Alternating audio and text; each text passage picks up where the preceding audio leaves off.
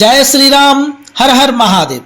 दोस्तों, तो अंजनेय काव्य श्रृंखला के पिछले अंक में हमने देखा कि जब भगवती सीता हनुमान जी को बहुरूपिया समझकर और उनके लघु रूप को देखकर उनकी क्षमताओं पर संदेह करती हैं, तब हनुमान जी उनको विश्वास दिलाने के लिए अपने पर्वताकार महाकाया को प्रकाशित करते हैं। बल, बुद्धि, विद्या एवं भक्ति के प्रखरतम सूर्य हनुमान जी को देखकर माता को विश्वास हो जाता है कि वे श्री राम के दूत हैं और जो भी सागर लंघन जैसे दुष्कर कार्यों के बारे में उन्होंने विवरण दिए हैं वह करने में वे सचमुच समर्थ हैं।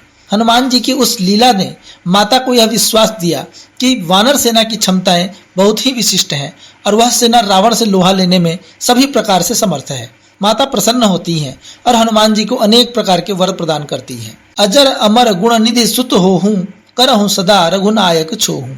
अब चूंकि हनुमान जी ने माता के सामने प्रस्ताव रखा था कि यदि वे चाहें तो माता को अपनी पीठ पर बिठाकर वे श्री राम के पास पहुंचा सकते हैं, यह प्रश्न कि माता जाने को तैयार हैं अथवा नहीं पुनः उपस्थित होता है और माता उनके इस प्रश्न का उत्तर देना प्रारंभ करती है। तो यहाँ तक की कथा से आप अवगत हो चुके हैं पिछले अंक में।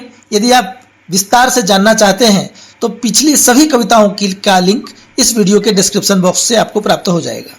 तो अब हम अंजनेय काव्य श्रृंखला के 39वें अंक का श्री गणेश करते हैं। विरह विपत्ति विधि वर दिए, दिए नगर विश्वास, विघ्न विविध व्यापार यह सुफल न्यून विश्वास।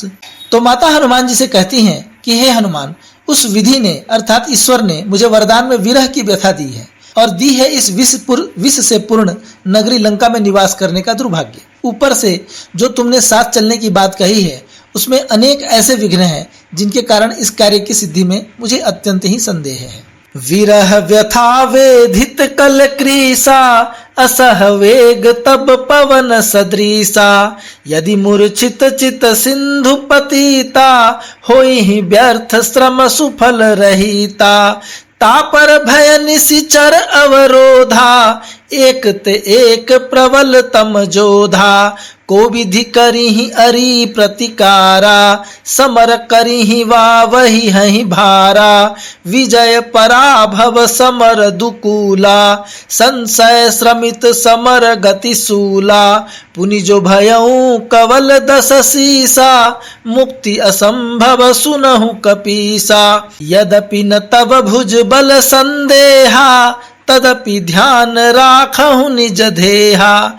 यद्यपि समर जय यस तुम पाई, तदपि न कछु प्रभु की प्रभुताई।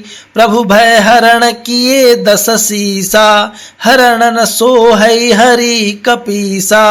व्रत यह मोर पुरातन ताता, मानहि जेहि त्रिभुवन अहिवाता। नहीं पर पुरुष परस मर्यादा, परवश बसऊं कलुष गृह कादा। देखी सकल मैं सोच विचारी, मम प्रवास बहु संशयकारी। एक ही पथ कपि मम उर भावा, राम स्वयं निज हाथ बढ़ावा। एक ही पथ कपि मम उर भावा, राम स्वयं निज हाथ बढ़ावा। तो माता हनुमान जी से उनके साथ न चलने के अनेक कारण बताती हैं। मैं एक एक करके उसे बताता हूँ।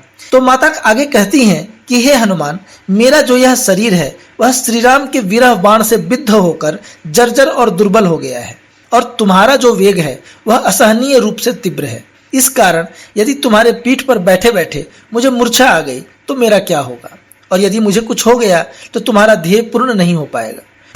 फिर तुम श्री राम और सुग्रीव से जाकर क्या कहोगे। दूसरी बात, तुम्हारे साथ जाते हुए यदि मुझे रावण के सैनिकों ने तुम्हें घेर लिया तब तुम क्या कर पाओगे।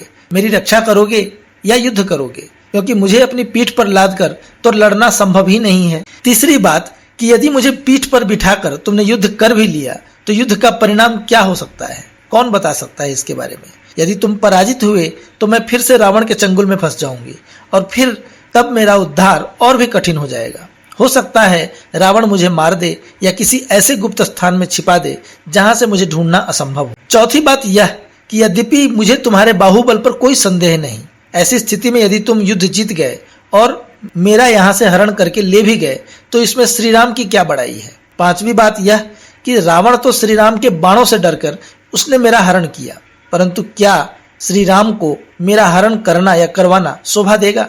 और अंतिम बात यह कि भारतवर्ष की सती स्त्रियों की तरह मेरा भी एक व्रत है कि मैं स्वेच्छा से पर पुरुष का स्पर्श नहीं कर सकती। यदि रावण ने मेरा हरण करते समय मेरा स्पर्श किया भी तो तब मैं परवश थी, अपनी स्वेच्छा से मैंने उसका स्पर्श नहीं किया। तो मैंने बहुत सोच विचार कर यह निर्णय लिया है कि मेरा तुम्हारे साथ चलना बिल्कुल उचित नहीं है। हे हनुमान, मुझे तो एक ही पथ अभिष्ट है कि श्री राम स्वयं आए और वे अपना हाथ बढ़ाकर मेरे हाथ को पकड़कर यहाँ से मुझे लेकर जाए। कहूँ राम रघुनायक, जेहि विधि हो अनुकूल, पायऊ दर्शन दिव्य तिन्ह, हटे विषम दृगसूल। तो इसलिए हे हनुमान, तुम जाकर रघुकुल के महानायक श्री राम से मेरी दशा का ऐसे वर्णन करो जिससे वे मेरे अनुकूल हो जाए और उनके सुंदर और दिव्य छवि का दर्शन करके मेरी आंखों का कांटा शूल रावण हट जाए। तो दोस्तों, अंजनेय काव्य श्रृंखला का 39वां अंक यहीं पर संपन्न होता है। आपको यह सर्ग, यह अंक कैसा लगा? कृपया अपने विचार कमेंट्स के माध्यम से जरूर बताएं। लाइक करें, शेयर करें और यदि आपने अभी तक सब्सक्राइब नहीं किया है तो आग्रह करूंगा कि कृपया सब्सक्राइब कर लें। तो आपसे फिर मिलूंगा, तब तक के लिए आज्ञा दीजिए। जय श्री राम, हर हर महादेव, जय बजरंग बली।